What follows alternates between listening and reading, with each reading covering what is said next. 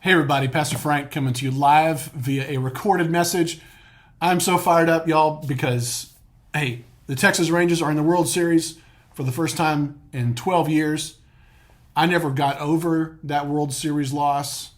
Actually, the two World Series losses. The first one I could handle because that Giants team was just better. But the Cardinals, I've always hated the Cardinals. I really hated losing to them in the World Series. Anyway, I could have been in therapy about that thing for years. But, hey, this time is the Rangers' time. I'm confident.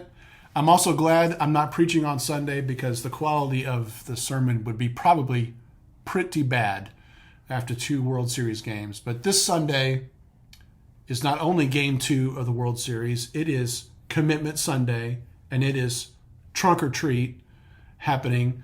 And y'all, when I came to Spring Valley, when I was appointed here, all anyone talked about was how great Trunk or Treat is.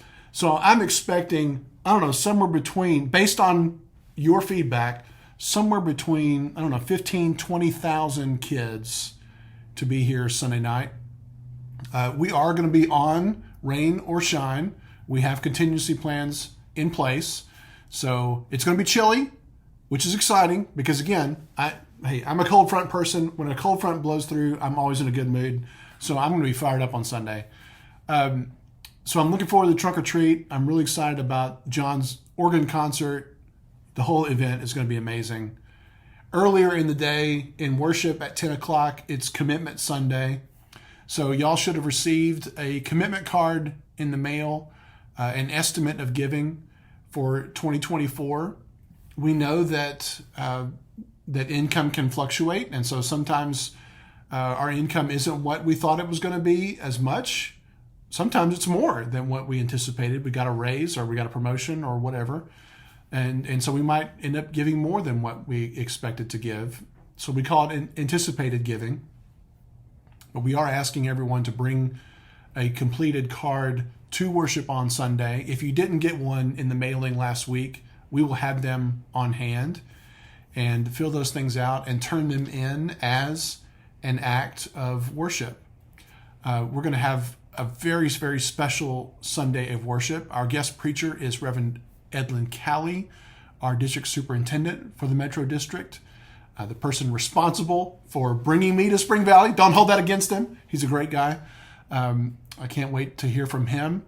We're also going to be hearing from Florence Lewis. She's going to be sharing her testimony, her story in the service, and I'm really excited to hear from Florence, her journey from Sierra Leone, and just the way she has become a matriarch for the church in so many different ways. And so Sunday's just going to be awesome.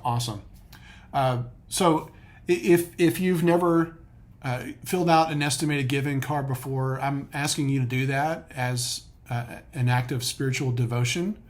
So if your giving practice to this point has been either not giving anything or giving kind of like on a random basis, we're asking to have a more committed approach to givings, and what we are encouraging is percentage giving. So you might sit down and think about what does maybe 1% or 2% of your giving, your annual giving, look like, and pledge that number, and over time grow to where you get to 10% or maybe even beyond 10% as a spiritual discipline. So one thing we've been talking about consistently is that our financial support of the church is a way of reflecting our faith. It's just as important a spiritual practice as praying, as attending worship, as studying the Bible. It's a way that we reflect our gratitude to the one who has given us all things, including the gift of life and including the gift of this world in which we live. Everything belongs to God, has been given to us by God, that we might be stewards, managers, caregivers, and a share of what we have with others, that more may come to know the grace of Jesus Christ. You might remember, if not, here's a great reminder.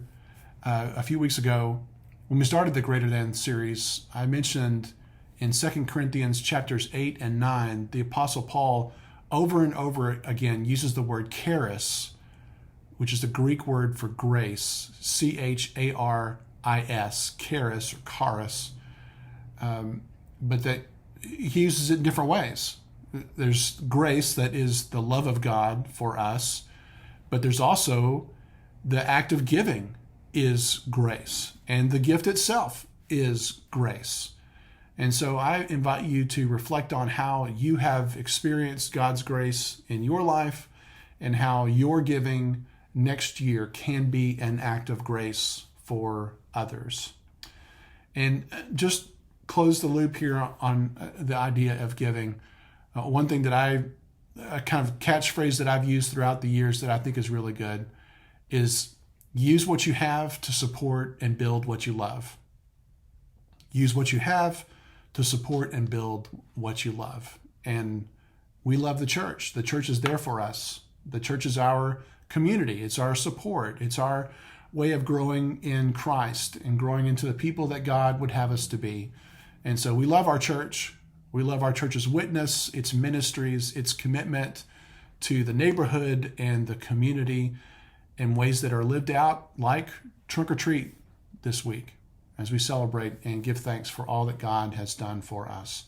So let's be prayerful and mindful toward our giving for 2024, and come Sunday prepared to give that gift as an act of worship as a response to what God has already done for us. So I'll see you Sunday at 10 o'clock, and then again Sunday at 5:30 for Trunk or Treat and hot dogs. Hey, wear those scarves, dress warmly. It's going to be such a great day. I'm so excited to share it with you, Spring Valley Church. All right, I'll see you then. Take care and bye for now. And go Texas Rangers. Let's win this World Series.